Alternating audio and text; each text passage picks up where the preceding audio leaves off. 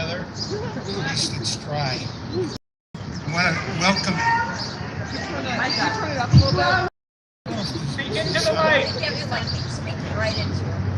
Okay. Any better? Yep. Okay. Good. I want to welcome everybody for coming to the 5th annual LGBTQIA plus Pride celebration in the city of Framingham. And I say all the letters as each letter means something. I want to thank the committee members who organized today's event and to thank all of those who are speaking today. Sadly, things are not improving for the LGBTQIA plus community over the last 5 years. LGBTQIA plus and especially transgender rights are being challenged and attacked across the country.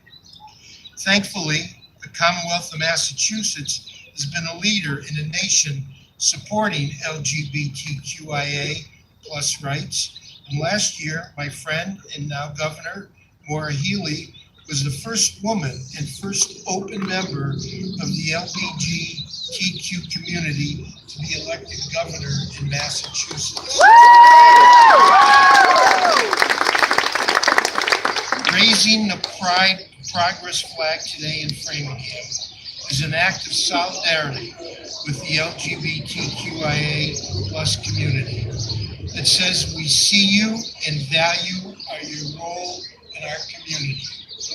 Love is love, no matter who you love, no matter how you identify. The city is with you to defend your right to celebrate who you are and who your truth. Thank you very much.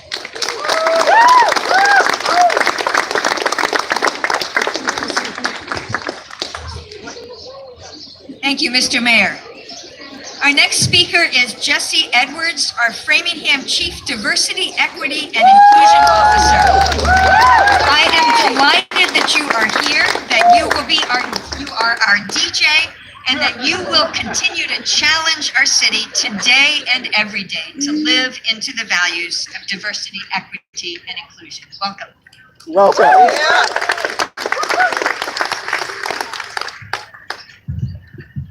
Good afternoon. Can you hear me okay? Yep. My name is Jesse Edwards, and I'm the Diversity, Equity, and Inclusion Officer for the City of Framingham. I want to start today by acknowledging all of you who came out today, showed up, and showed out to start the start of Pride Month. So please give yourselves a round of applause. As the DEI officer, I have the distinct honor of serving in my capacity as an advocate and an ally to the LGBTQ plus struggle.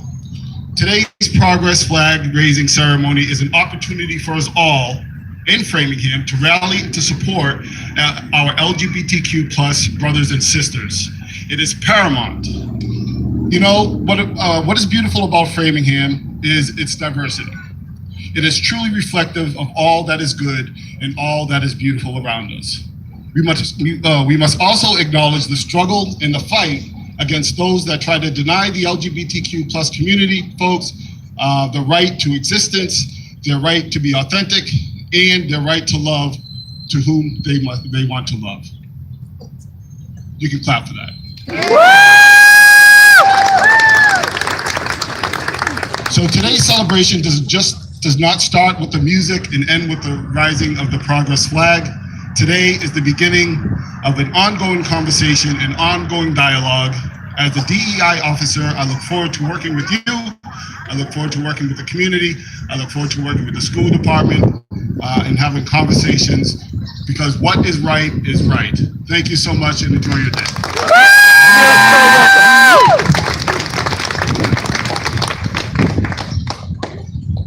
Thank you, Mr. Edwards. Representing the city council is somebody, you know, there are people in the community that I say, whenever there's people gathered to do good and to bring people together, some people are always there. And one of them is our city councilor, Leora Malik. Leora.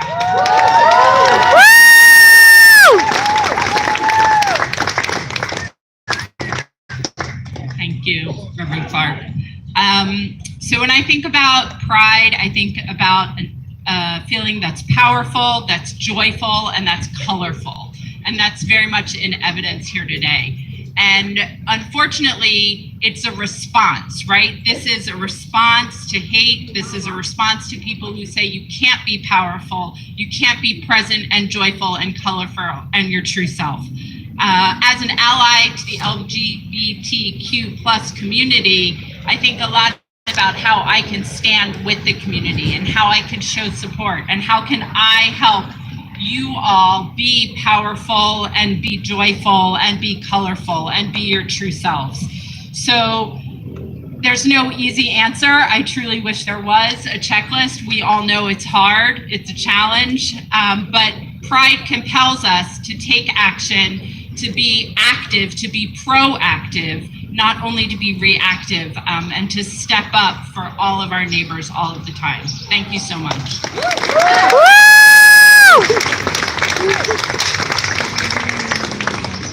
Thank you, Leora. It is so exciting to see GSAs represented here today in this gathering. And so important that our schools be places that feel safe and welcoming for every student. And so I'm delighted to welcome the chair of the school committee, Priscilla Sousa.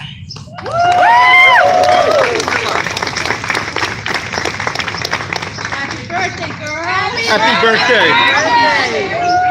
I didn't realize that today's your birthday. Just kidding. So every year we set aside the month of June to celebrate the ways that so many. Sorry, it's okay. There we go, much better. And my mom told me too. She's like, speak close to the mic. Sorry about that. So every year we set aside the month of June to celebrate the ways that so many lesbian, gay, bisexual, transgender, intersex, pansexual, and asexual members of our community make Framingham so wonderful. Because of the hard and tragic fights fought and won, because of you, there's a lot to be proud today. There's also a lot of work to do. It's taken strength, and it takes strength every day to live your truth. Sometimes in a world where every inch of understanding has to be fought for, which is why we are all here. Whatever, dude.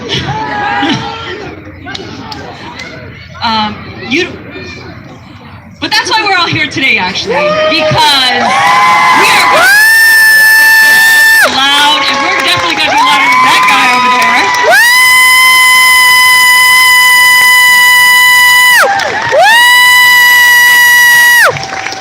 But the reason we're here is you don't have to be strong alone.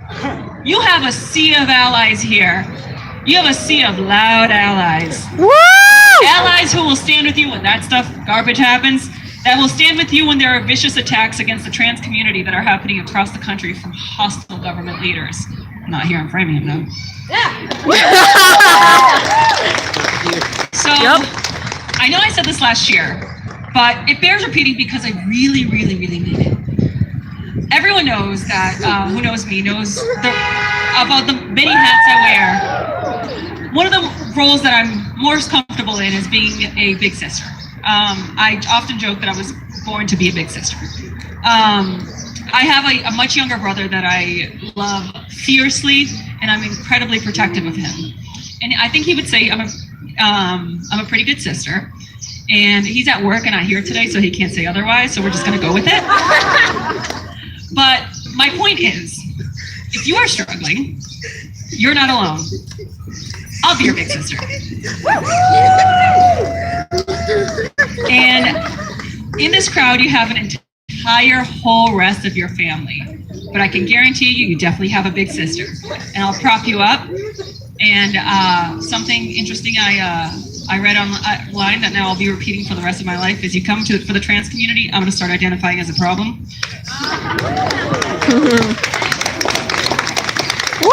Today we celebrate the entire LGBTQ community, its strength, and the battles fought and won. It's an honor to stand here with you and stand for you. Thank you so much. You're so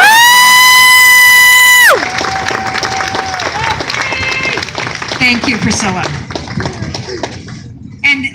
Leading our school system is our superintendent of schools, and I am so grateful for your support at so many levels. Bob Tremblay.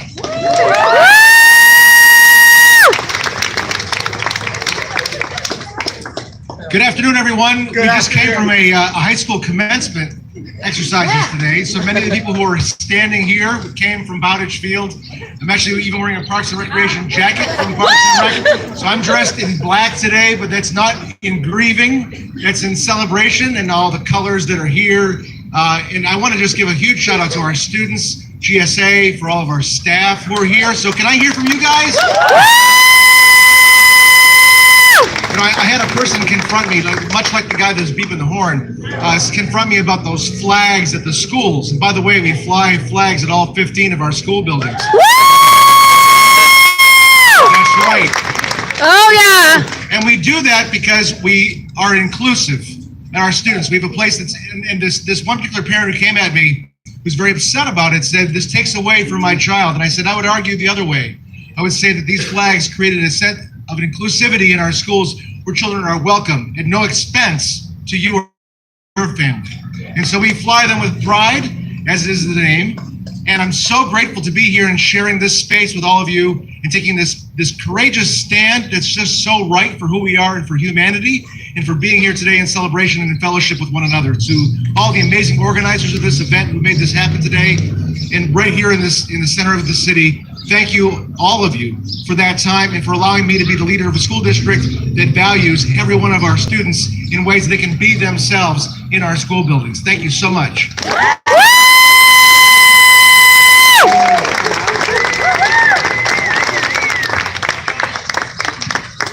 Thank you, Bob. It is my great pleasure to introduce our keynote speaker, Somerville at-large City Councilor Willie Burnley Jr.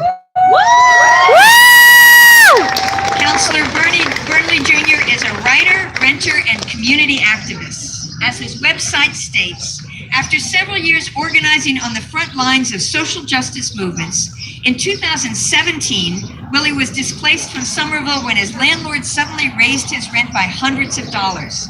In 2021, he was elected on a transformative platform to put community control back into the hands of residents, to create holistic and equitable public safety, and to end the terror of housing instability and displacement.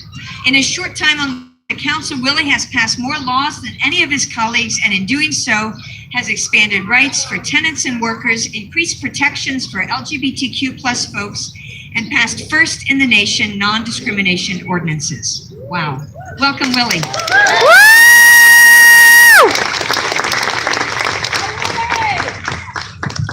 Hey, Framingham! Thank you very much to the Reverend for your very kind remarks and also for showing a positive representation of clergy and showing how many of our clergy are actually supportive and affirming of every member of their church and every member of their community. And of course, thank you to the mayor and for the city staff that invited me here today. I just, got an Uber and I just came over to Framingham and I was like, yeah, don't know what this is going to be, but I hope it's great. And this is amazing. It's beautiful. It's fantastic. But most of all, thank you to my queer community for being here, for standing up, for being proud, and for being the world what pride looks like. And also, I'll introduce myself again. Hi, my name is Willie Burnley Jr. I'm a Somerville City Councilor at large. Thank you, Somerville. A few things about me. I'm a renter, a community organizer, and a queer person who came out later in life because I grew up in a family and in a community, San Diego, California, that at the time was not very affirming of the LGBTQ community. I know what it means to have to hide yourself and to beat back the thoughts and the feelings that you have for others out of fear. Fear of what it will mean for you, fear of how it will change your life, fear of not feeling like you'll be able to ever find a space that can accept you in a world that was not built for queer people. It is for that exact reason that I'm so glad that we have days like today to celebrate Pride and to celebrate the brick that was thrown at Stonewall and the folks who marched in the 60s and 70s and the 80s to make sure that queer youth could grow old and become queer elders, and for the folks who are fighting today to make sure that gender-affirming healthcare and housing are protected for all of our communities, and particularly for the youngest among us who, through no fault of their own, have been forced into a political battle that is about stripping away human rights. Mm-hmm. Yep.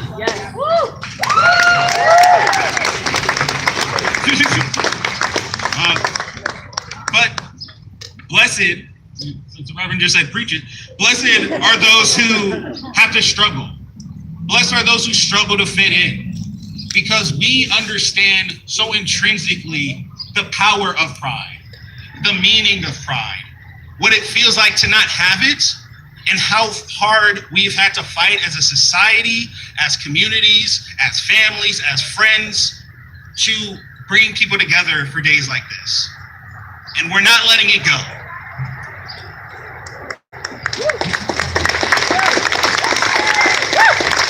And it's to that commitment that I say we're gonna have Pride today, we're gonna have Pride tomorrow, and we're gonna have Pride forever. We're not. This has to be said because unfortunately, the far right in this country and the evangelical extremists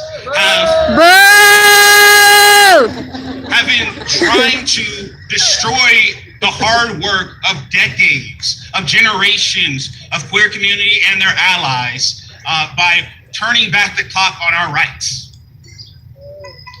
They think that by criminalizing us, they can wipe us out of existence and get more power to change this country not into one of inclusivity and pluralism, but of a false Christian nationalism. We're not going to let it happen.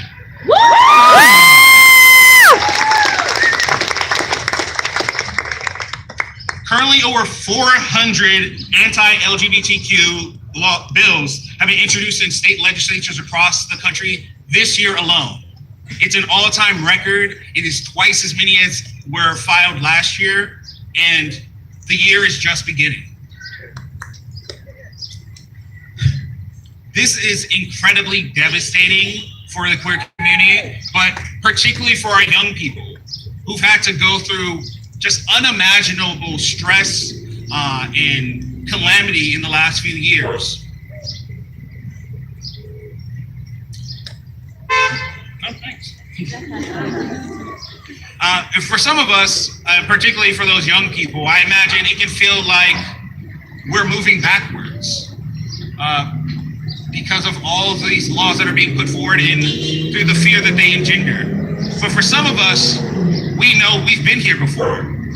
When I was in high school back in California, where I'm originally from, I watched my state take away same-sex marriage from people who had the right and fought for the right.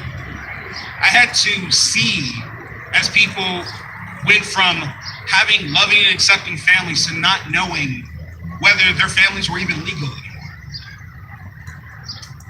And I know what that does to a young person's heart and mind. But we also need to know that the path of progress is not a straight line. It's a little more queer than that. Thank you. We have to follow the advice of the abolitionist feminist Mariame Kaba, who says, "Let this radicalize you rather than lead you to despair."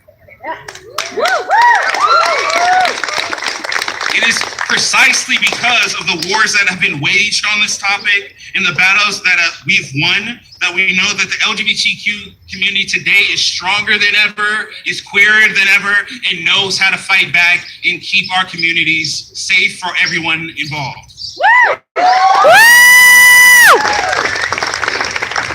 Now, it's not enough for me or any of our elected leaders to come up here once a year and say some nice words about gay people. Being in public offices show me that it is more important than ever, and it's more clear to me than ever, the vital role that government has to play in ensuring that our rights are protected and that every member of our community feels loved, accepted, and supported. And for our part, that acceptance and love and support has to come through policies, through programs, and through laws. Yep. That's why last June, one of the things that I worked on in Somerville was passing the first ordinance of its kind in the state of Massachusetts to ensure that Somerville Police Department did not collaborate with any out-of-state jurisdictions to criminalize people seeking gender-affirming health care or their reproductive rights. Yes. I told some of my state reps about it. We got this conversation going on Beacon Hill, and now that is the law across the Commonwealth.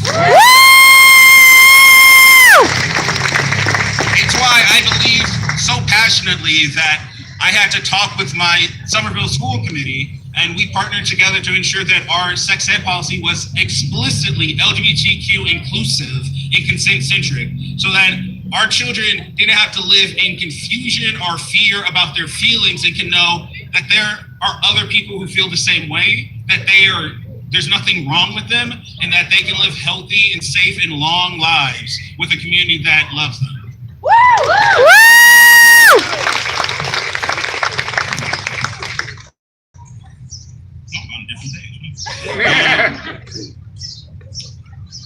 But it's also why I've been pushing for more funding for mental health programs, for our queer youth, and in Somerville, hopefully this New England's first supervised consumption site to make sure we end overdoses in our community, so we start losing people to issues of despair. But there's always more we can do, and that includes in Framingham, even though you all seem wonderful and beautiful, and I love what you're doing. You'll have to forgive me because I'm not as familiar with all the policies that are happening here, or the laws. I am but a young and simple legislator who is extremely effective at my job. But I hope the people who are gathered here today ask themselves and ask their leaders a few questions coming out of this event. I hope you ask about Framingham. Do our policies explicitly include the LGBTQ community? Do we have the feedback channels to make sure that the voices of all communities, including the communities that we're celebrating with this Pride flag raising, are not only heard, but that their demands are met? Do we have the life-affirming infrastructure in place to make sure that queer youth can become queer elders in this community? Are we doing enough? If your answer to any of those questions is no, if it's no, then we need to do better. We owe that to each other. We owe that to the youth. We owe that to the future. Pride isn't just a party. This party's great, but Pride isn't just a party. Pride is a right.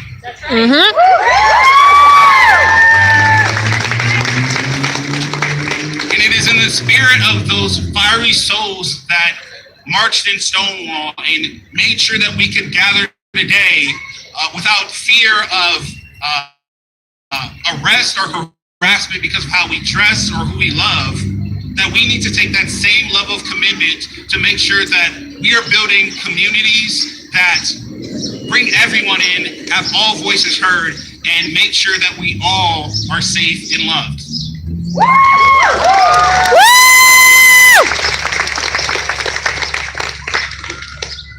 Now, I know I've talked a lot about how government needs to be a crucial factor in ensuring that we have these structures in place. But I do come from a background of community organizing, and there's still a portion of me that is a little like, oh, politicians, oh no, we can't leave it to them. So just speaking from that point, I want to make it clear that we're not here because anyone gave us permission to be here. Our community survived countless attacks, legislation, harassment, because somebody gave us permission. Not because Uber was in the Pride Parade, not because some powerful person passed a law that said, you get to exist now. We're here today because every person here, every single person knows deep in their soul that they deserve to live, that they deserve to have a life, that they deserve to have love, and that no one, no matter how angry, no matter how powerful, no matter how bigoted, has the right to take that away from us. That's right. And so I want everyone here to lean into that place of power, because that power is what gave us Pride in the first place. And it's the same power that's going to keep Pride going now, tomorrow, and forever. Thank you.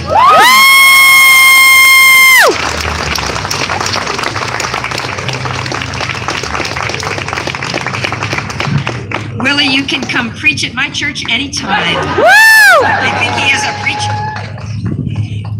So the second table that I arrived at when I got here this afternoon was a GSA table. And then there was another one and another one and another one. And I thought, I wish there had been a middle school GSA and a high school GSA when I was in school. What an amazing gift.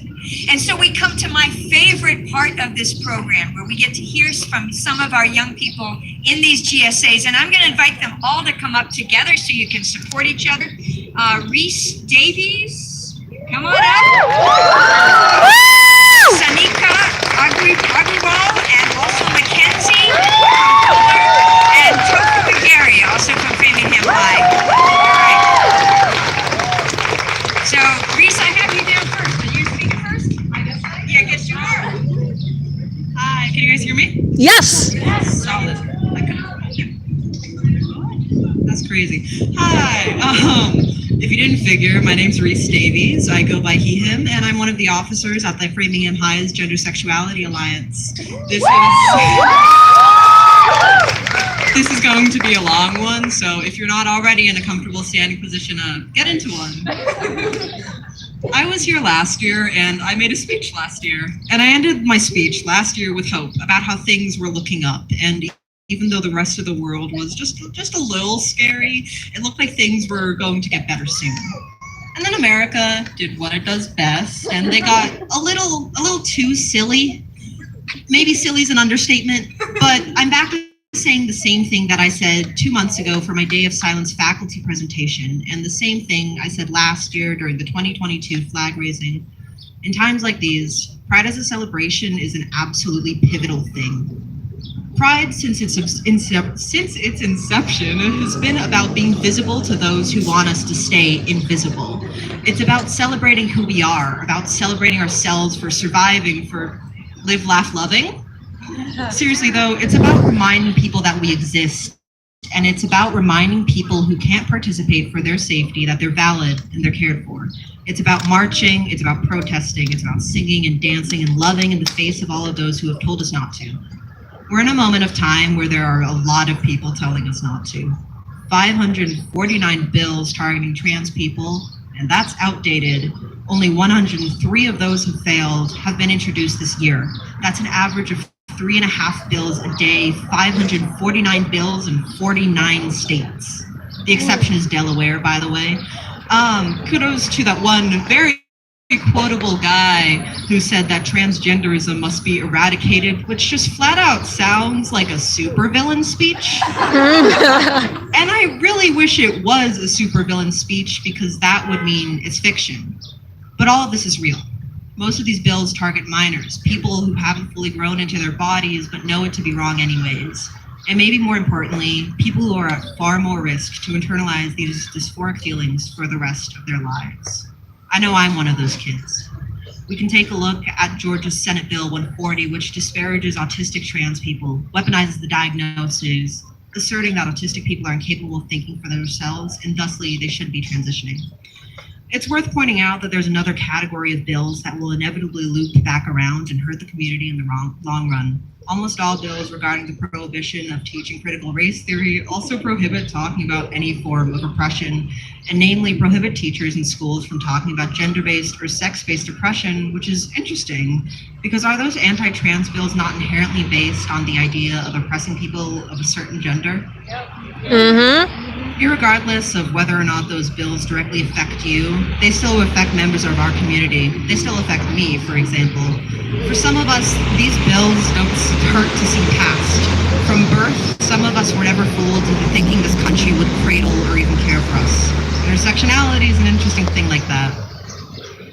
But I guess I've been a little too unhopeful, and I think all of this is to say, not a rhetorical here, look to the person to your left. Look to the person to your right. Give them a hug or a handshake, an elbow bump. Yeah! Tell them you love them.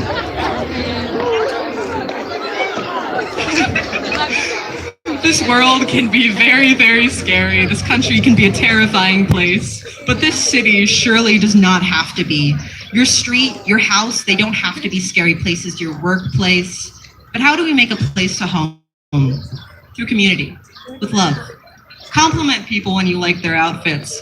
I really like your flannel. You wear it a lot. It's really nice. Also, your earrings are really nice today. Sorry, I'm off track. Call a friend to tell them you love them and miss them. Get a plant. Take a bath. All the time. As you should. Get a plant. Take a bath. Treat yourself to a chocolate bar. It's hard to get rid of what burdens us, but it can be easier to lighten the load. Pride is important. Pride as a celebration is important. But taking pride in yourself and the people you love is just as important. Usually we start speeches by giving thank yous, but I want to end my speech with giving love and giving thank you. First of all, thank you to my fellow GSA officers, namely that guy right there. That's crazy.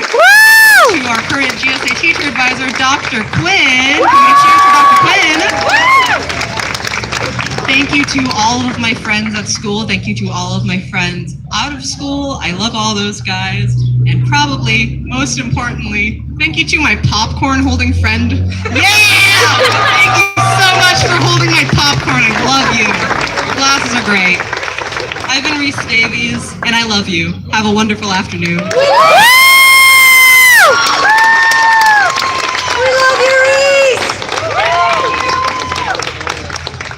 Don't know how I'm gonna top that. All right, I'll start by telling you guys a bit about myself. My name is Topher McGarry. I am a proud trans bisexual male, and I use he/they pronouns. I am a sophomore at Framingham High School and one of the officers of its GSA, along with Reese, who just spoke very eloquently, if I do say so myself. And I'm so grateful to be surrounded by such a supportive community here in Framingham. Thousands and thousands of times over, this community has helped me grow into who I'm supposed to be. And I'm forever thankful.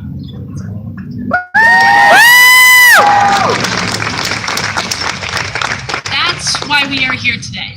We are celebrating the community, and specifically the LGBTQIA+ community within. We need our city to continue to not just be a safe place, but a welcoming place for all. When I was younger, I was lucky enough to have family friends from older generations of the LGBTQIA+ community who were and continue to be my role models. Not everyone who is part of the community has that privilege. My wish is that everyone has a role model from the LGBTQIA+ community like that, even those who aren't part of that community, so we can make Framingham an even more welcoming place. Yeah. Framingham, my family, my community, my school, my friends, my role models, they were all there for me at my worst when I was struggling to find out who I was. And I refuse to let Framingham stop being the wonderful, welcoming, diverse place that it is. Thank you all for being here today and supporting Pride. I love you all. Also, I am going to read a statement from the president of the FHS-GSA, Sarah Wolf. Hello, everyone here and at home. My name is Sarah Wolf. Let's It's not actually me, for the record. I am the president of the Gender and Sexuality Alliance at FHS. Every single day is a new journey for us at the GSA. Today, watching my friends and family graduate. Tomorrow, who knows? All of us being here today makes me so happy and proud to be a part of this community here in Framingham. Last year, we were here together and I spoke about my life. This year, I would like to thank my fellow officers for being alongside me every day for this past year. You're welcome. This has been a year of finding ourselves and working together. We raise our flag out of symbolism, showing how strong we are as a community and that we are still here and proud of who we are. Thank you all so much for coming here today.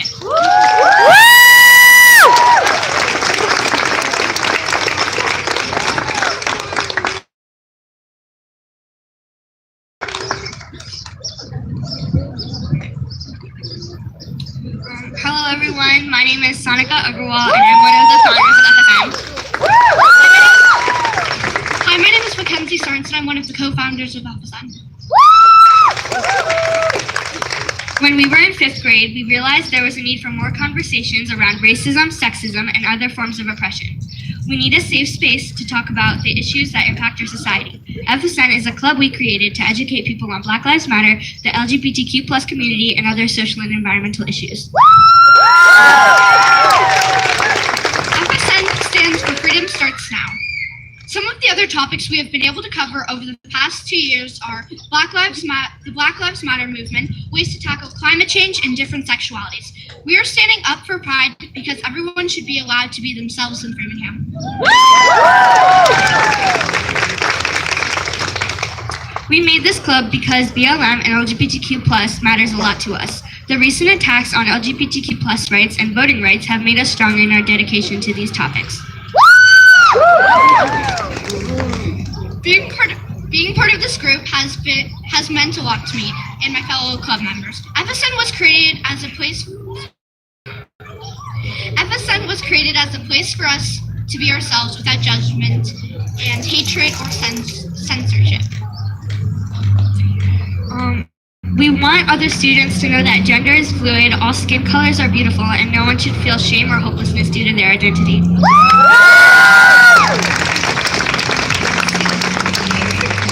Framingham is a place that celebrates its diversity. We don't want people to feel like they can't be here because they are different.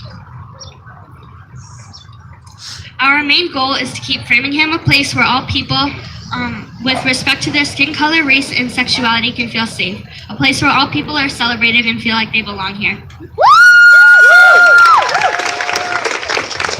We came here to talk about all the things that have been important to the group and the community. I want to thank everyone here, especially Whoops. Especially Miss Tiffany Lilly and our friends Charlotte, Flannery, Lawrence, and Brooklyn M. for all they have done for us in FSN. We want FSN clubs for all schools in Framingham because all kids deserve to feel like they are celebrated and belong here. Thank you all for joining us today.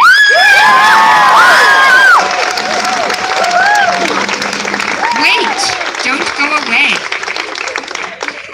So I was just in a conversation earlier today with people who were struggling to find a sense of hope with all of the things that we hear and experience around us. And I think I know where I go to find hope, and that is in the speakers who have spoken today. Thank you all so much. So this year we have invited our DEI Chief Officer Jesse Edwards, Counselor Burnley, and also our 4 student speakers to raise the flag. So if you all would come back up.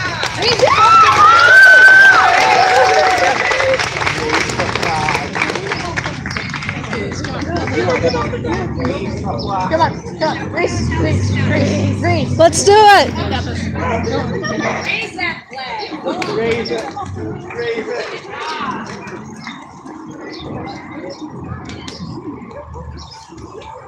Raise this flag.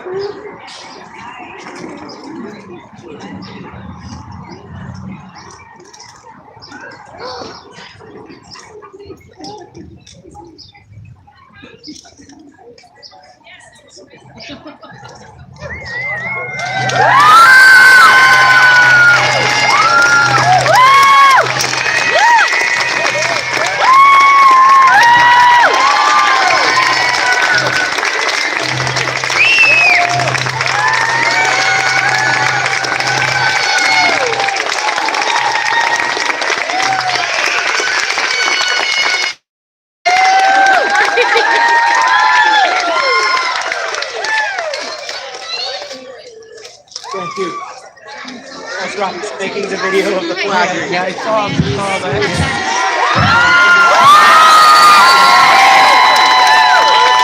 And give it to you when you're ready to take it. The speeches have been spoken, the flag has been raised, but this is only the beginning of our celebration and only the beginning of our commitment and recommitment to creating in Framingham a place that is welcoming, affirming, and celebrative of the gifts that each of us has to bring to our community. So stay around, get your picture taken at the green screen, check out the swag, meet new people, have some ice on a chilly day. Let us celebrate with pride. Thank you all.